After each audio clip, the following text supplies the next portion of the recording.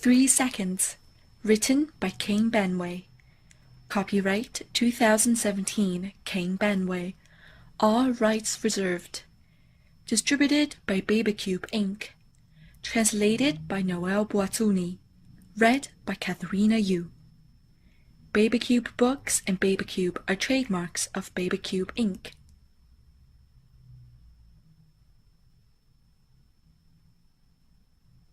Friday, 7:50 a.m. Tired of public transportation, sick of people in the bus who smell as though they forgot to take their monthly shower. Special offer ending tonight. Buy one Teagate, get one free, including installation.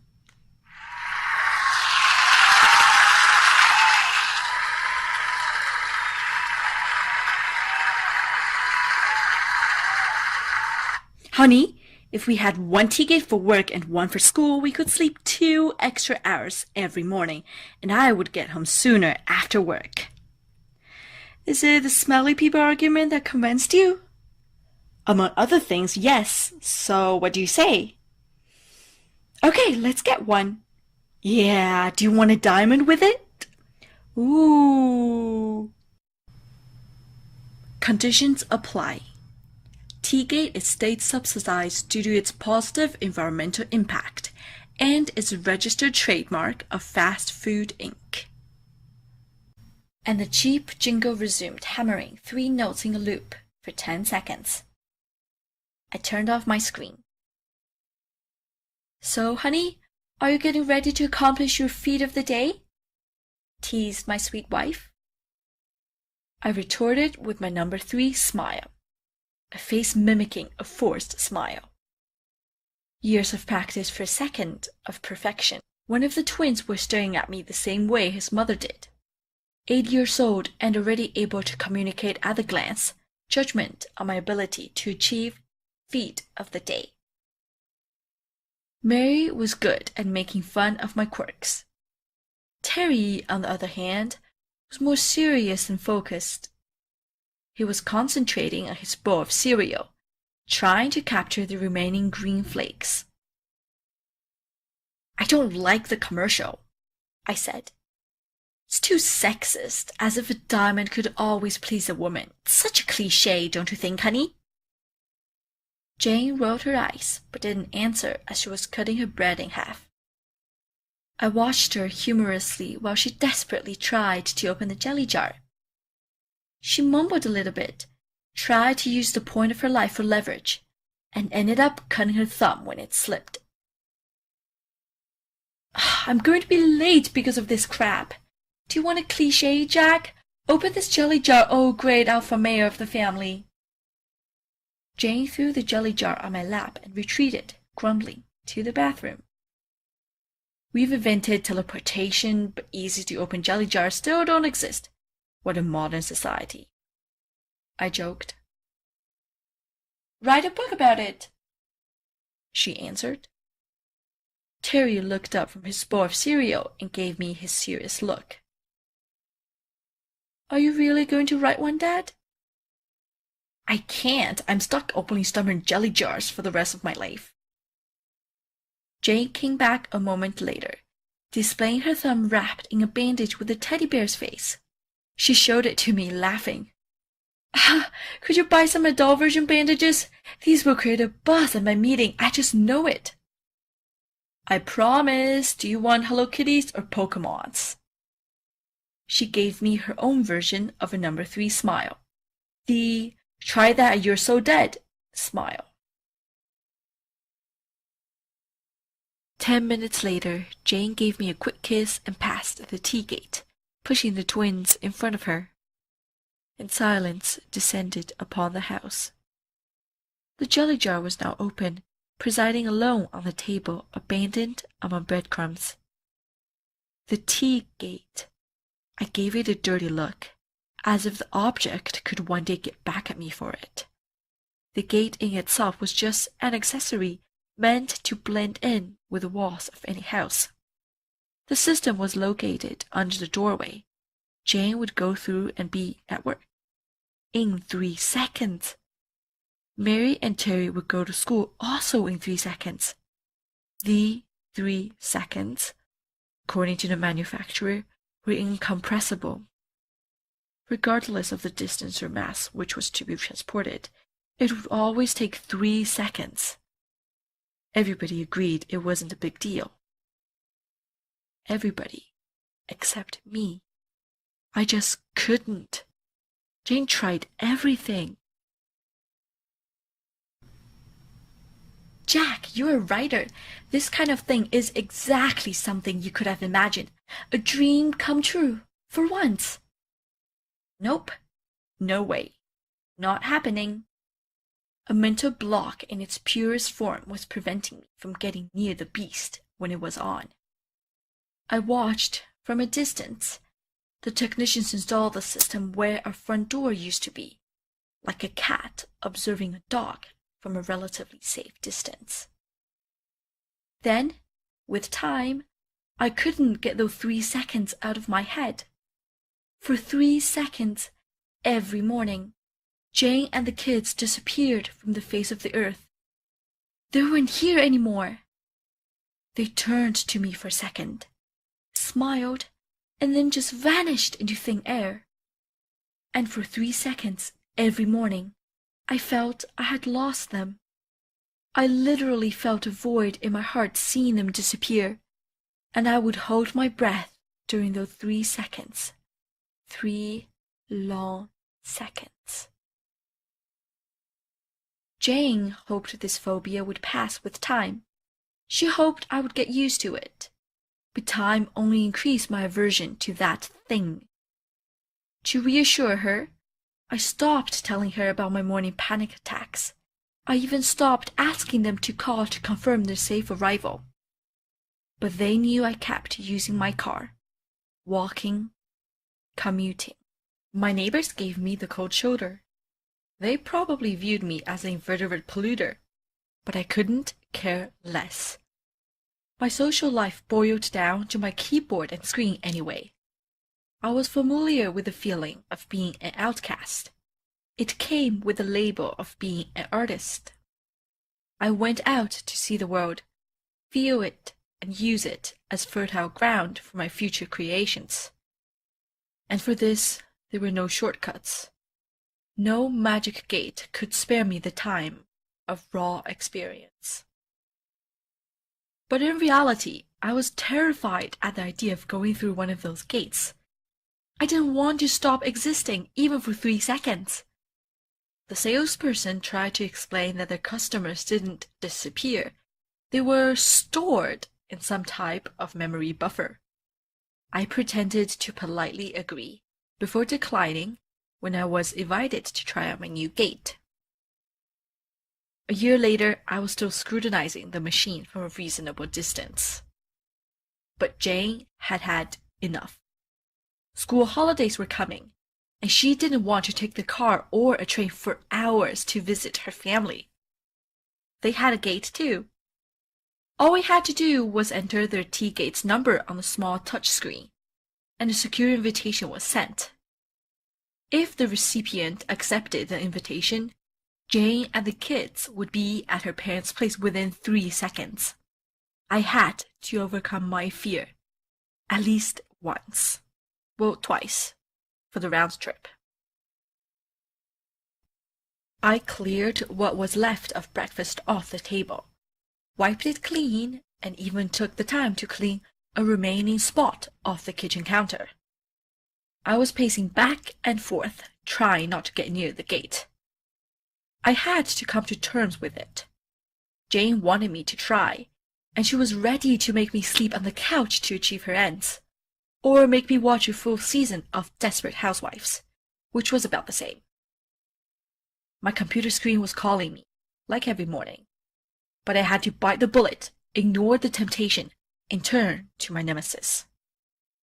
I should have been delighted, excited, and curious about this object.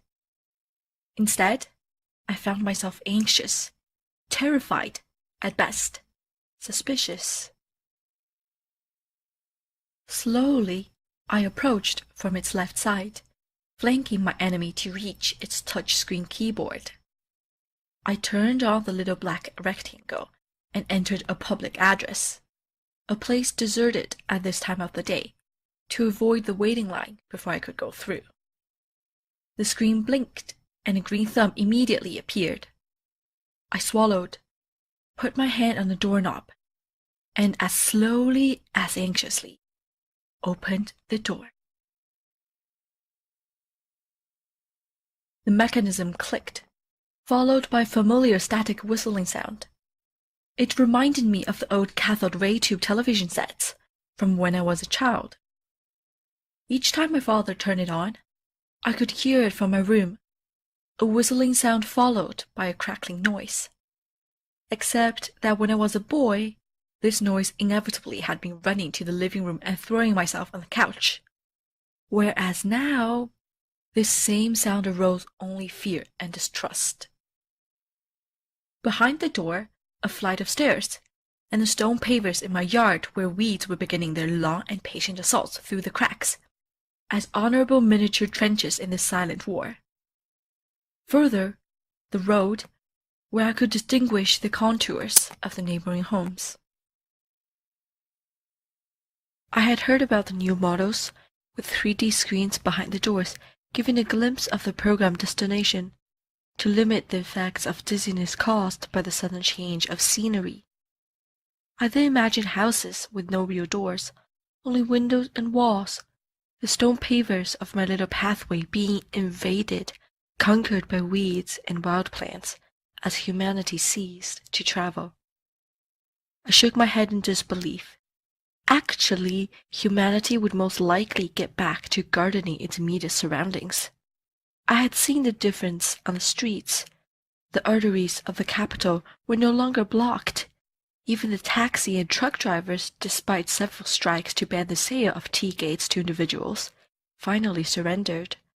Everything, from the color of the sky to health in winter, had improved, thanks to tea gates.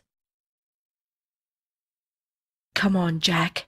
Make an effort or else Jane will make me sleep on the couch, or even worse. My voice didn't ring true in this misleadingly empty space.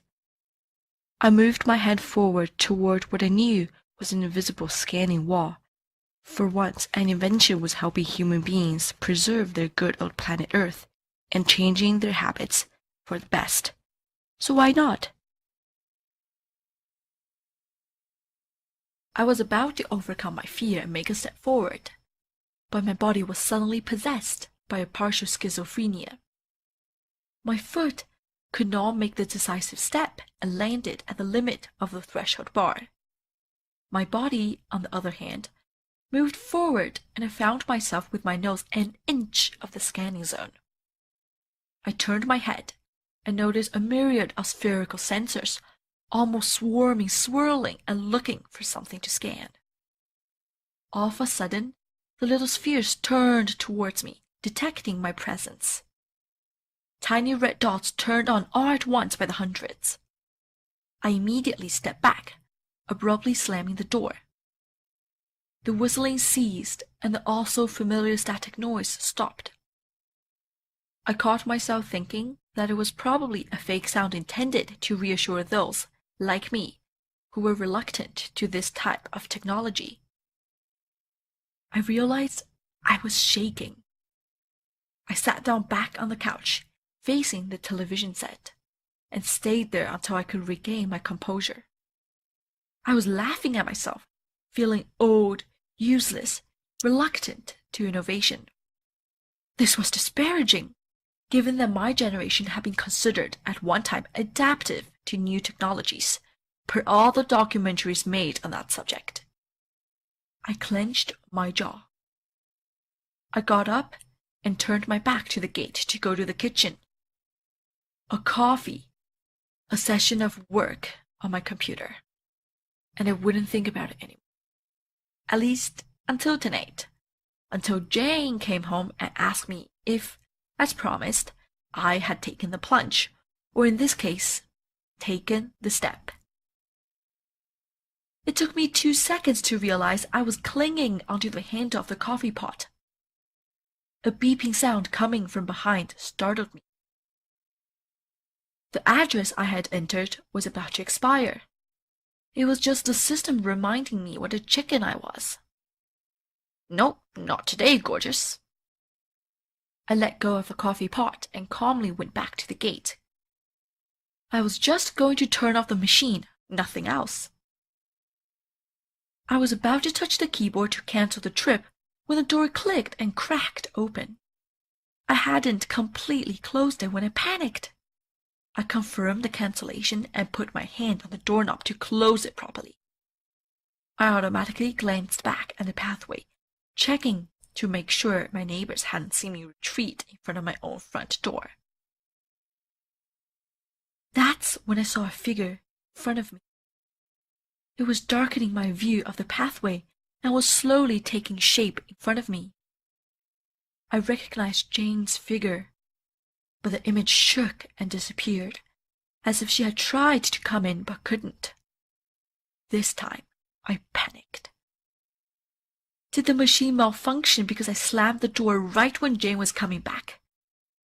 She often made quick trips back when she had forgotten something or when she wanted to use the bathroom without having to wait at the restaurant.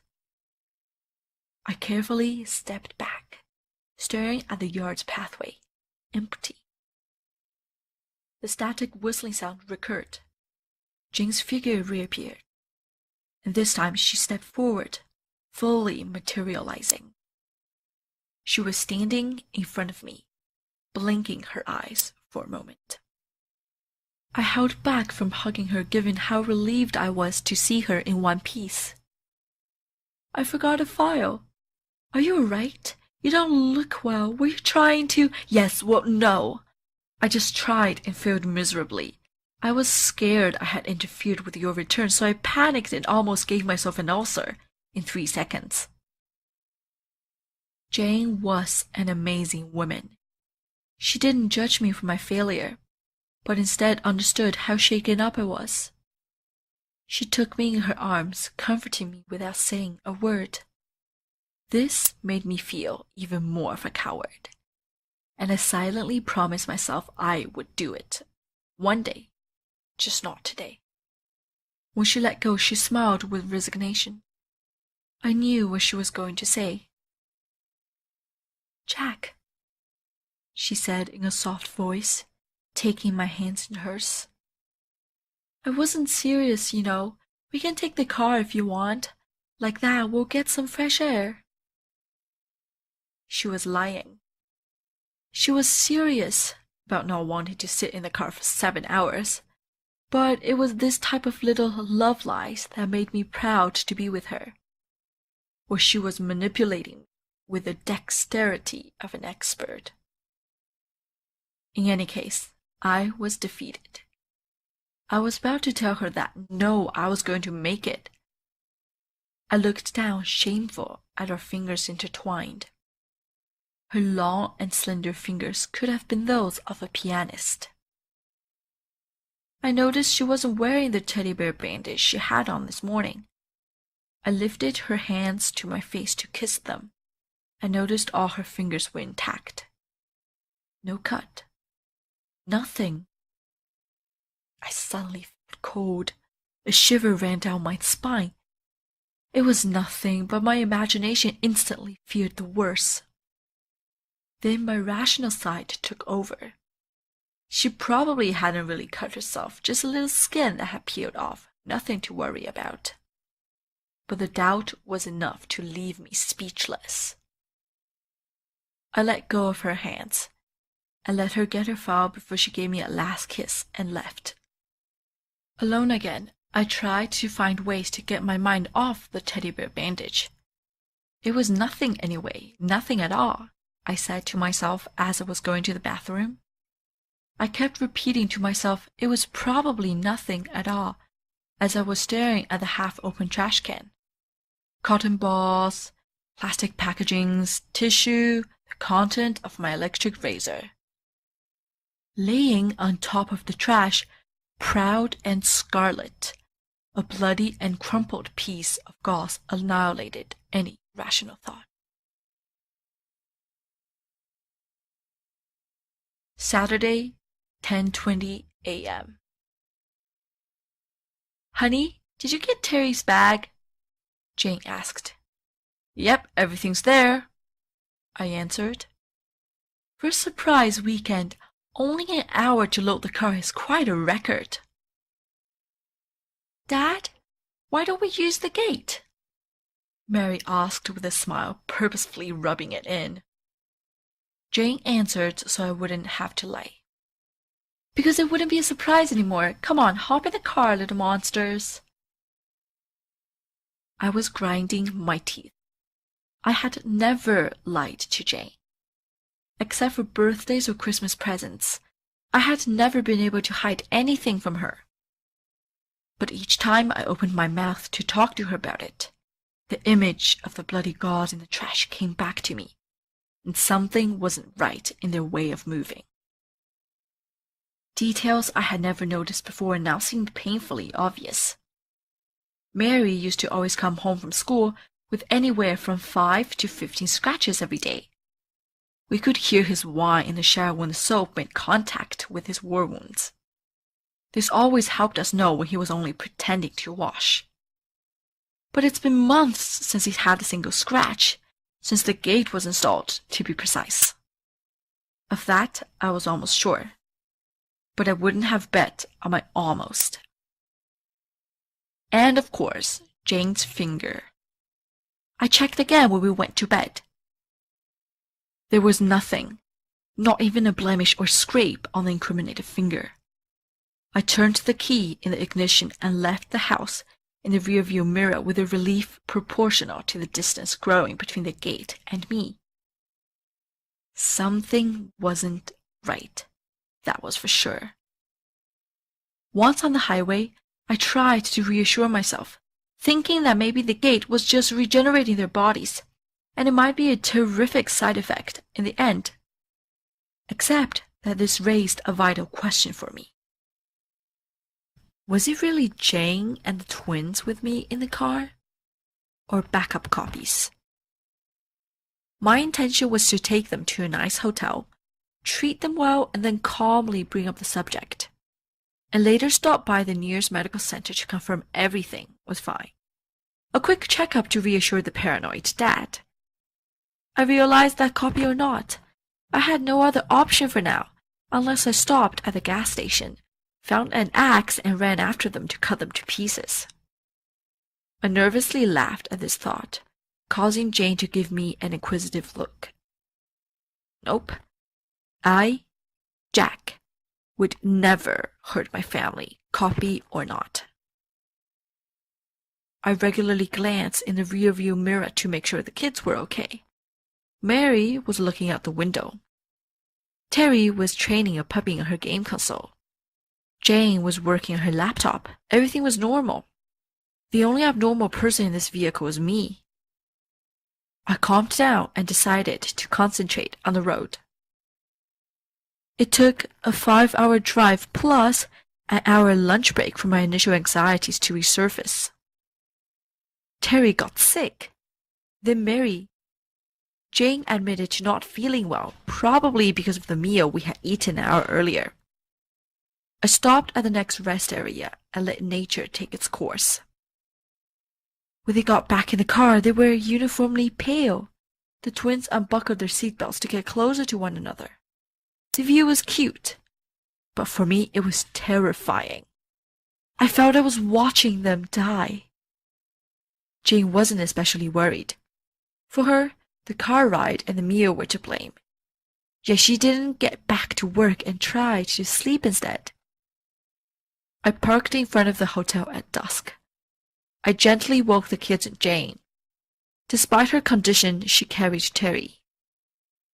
I followed with Mary up to the reception, then to the room. Once arrived, I put everyone to bed and called a doctor.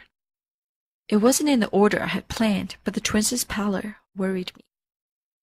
Jane wasn't doing much better. If it was food poisoning, it was violent and had spared me. An hour later, a woman doctor was examining Mary and lifted up his pajamas. Big red patches covered his back. Terry had the same, and Jane had a beginning of redness on hers. The doctor examined me to play it safe, but I had nothing.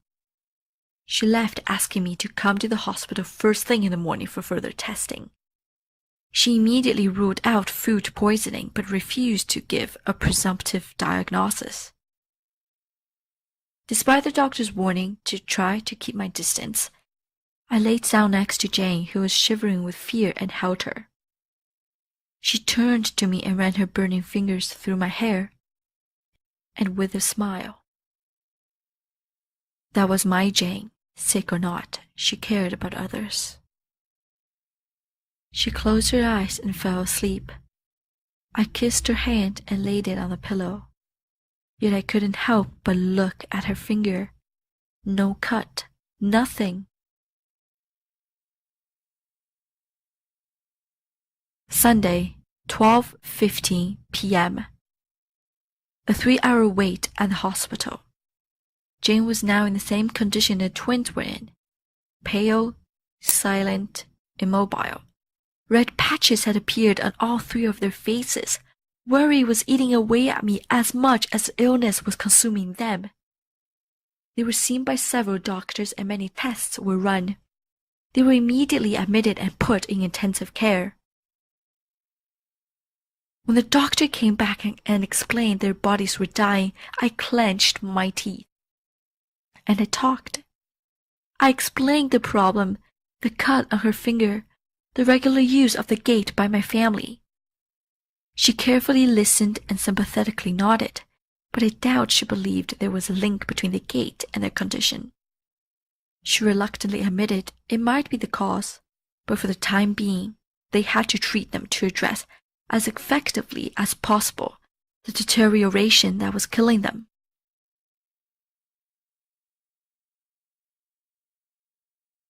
Sunday, 6:23 p.m.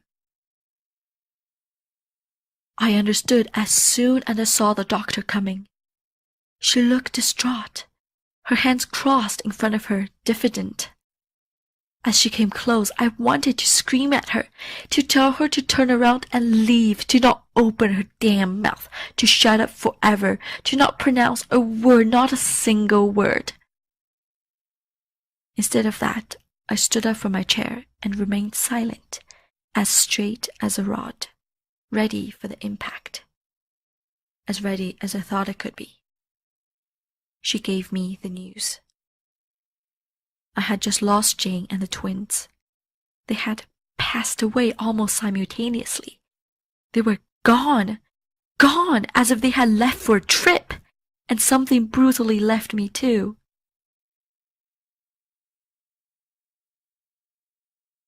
Friday, 7:50 a.m. I'm sitting, facing the open tea gate. I know perfectly well I'm the stereotype of the desperate guy. Red eyes, unshaven, empty bottles at my feet. In my mind, I can hear Jane laugh and throw a jelly jar on my lap. I see Terry picking at his cereal, Mary watching me. I don't have any more tears left to cry. I'm dried out, drained. I am nothing but a single feeling. Emptiness. The internal awareness of their absence. At each breath, my stomach tightened. I had spent my first hours of solitude literally vomiting tears and sobs on my hands and knees in the living room filled with their memories. The time, hours, days poured onto me like dirty water, thick and stinky. Formalities, visitors, boxes, and the funeral. And now, worse than everything, silence. Silence was my worst enemy, and I spent my days facing it, deliberately enduring it, incapable of doing otherwise. I would sometimes go to the gate's black keyboard, turn it on, and enter their names on the touchscreen. Unknown address, of course. There was no Jane or Mary or Terry in the gate's address book. There were no streets with such names, just my entire universe. That's it. I got the first phone call a week after entering their names in the machine. A customer service representative. I burst out laughing when he asked the fatal question, "Are you satisfied with our services?" I answered I wasn't. I was in fact very dissatisfied. Despite my hysterical laughter interrupted by bursts of sobs, I managed to ask him if he could send me the backup copies of my wife and kids. The representative politely wished me a good day and offered his condolences. I got a second call from the same representative 3 days later. This time he cut the crap with the banalities. He asked me when Jane had used the gate for the last time, if there was anything different or special, anything. So I told him about the cut, the bandage with the teddy bear. He thanked me and promised to get back to me. 2 hours later, the tea gate rang. I accepted the visit and sat back down. The man who appeared was short and looked worried, as though he was unsure he had made the right decision. He introduced himself, Eric, from the technical department. He took a seat and talked to me slowly for about an hour. He told me about other occurrences of individuals who had contracted an illness literally consuming them from the inside. That he believed the Tea-Gate was responsible for these deaths. That something changed when it was used too often over long periods of time. That people were different, physically speaking, when they rematerialized upon arrival. I nodded, knowing or guessing all this. Then he talked about the machine's memory, its storage unit, its internal and external security system. He showed me the gate and told me as though it was nothing that my wife and children were still in there. That a safety feature prevented access to the memory so that it couldn't be used to recreate somebody. But as a technician, he didn't believe in that story. Part of the gate's mechanism was buried under the doorway, a sort of operating waste tank that needed to be emptied every 2 years according to the warranty. He wouldn't say more, but admitted he needed the tank if I wanted my family back, as they were the last time they used the gate. I could say I didn't believe him, that I was incredulous, but I was in such a state of moral decrepitude he could have claimed bringing the word of God, and I would have believed him without difficulty.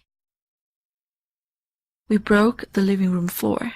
Eric explained that the standard procedure consisted in emptying the tank by aspiration. But he wanted the whole tank. I nodded, not caring about understanding why. It took us a whole night, until we uncovered a steel box locked with 3 elaborately shaped bolts. Eric took a wrench from his toolbox and used it to open it. Before opening the hatch, he turned to me. He asked if I could wait in another room while he was getting everything ready. I refused. I'm not sure why. Maybe it was my author's curiosity kicking back in, like an ex-smoker's bad habit. He didn't try to convince me and opened the middle hatch. I instantly regretted my stupid choice. I had to throw up in the kitchen sink and wait a few minutes before joining Eric. Inside the steel box was a glass jar of about 3 by 2 feet. Floating inside, in a transparent liquid, were human parts, pieces of flesh and skin. I distinguished pieces of ears or tiny clumps of hair. 3 or 4 little scratched-up knees were floating, partially dissolved in the liquid. What made me sick was not the sight in itself, but the finger, almost accusatory with a teddy bear bandage, pointing at me. Eric explained quite simply that teleportation did not exist, that this tank was indicated on the plans as something else, a tank for useless waste. The primordial source of the machine was precisely there. Its human ink cartridge was there, and recycled itself by reusing parts from the previous trip. I wanted to cry or throw up again. I must admit I was on the verge of madness, but I held on. Like a child who would play at scaring himself, I held on tightly to a mental railing, contemplating the abyss implied by the meaning of these words. I had lost my family a year earlier. In 3 seconds, they had been killed and reduced to pulp. Eric connected the glass jar to cables he had brought. The gate no longer looked like a gate, but like a futuristic object from a bad horror movie. Pipes were plugged in everywhere and 2 laptops were humming on the floor. There, he gave me a heads up that everything was ready, and I gave him my final consent. I shivered, suddenly overwhelmed and terrified at the idea of committing an impious act. Then it was all forgotten when Jane's familiar figure appeared in the doorway. She took a few steps forward and looked at me, surprised. "What a lousy day! What's up?" she asked before seeing Eric looking at her, smiling and, it must be said, clearly proud.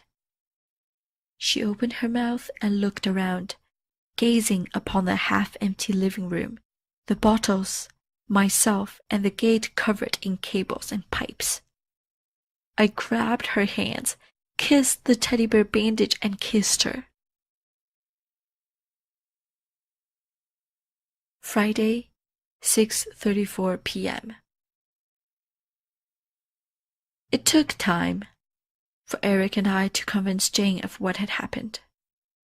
She took it relatively well, given the circumstances.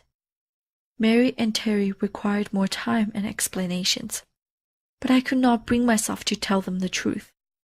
Only Jane and Eric knew. We decided to leave, move, and start over somewhere else. This time, I left alone by car. The rest of my family took the gate, because, as Eric had many times repeated, the gate would be the only thing maintaining their body's cohesion. But with time, as with an old printer, the results would deteriorate. I waited in front of the gate impatiently, and when they appeared safe and sound, I burst into tears.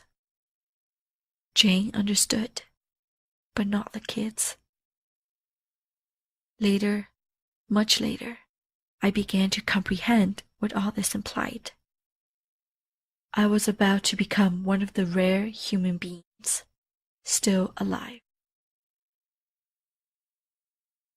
We hope you have enjoyed this unabridged recording of 3 Seconds by Kane Banway, translated by Noel Buatsuni, read by Katharina Yu.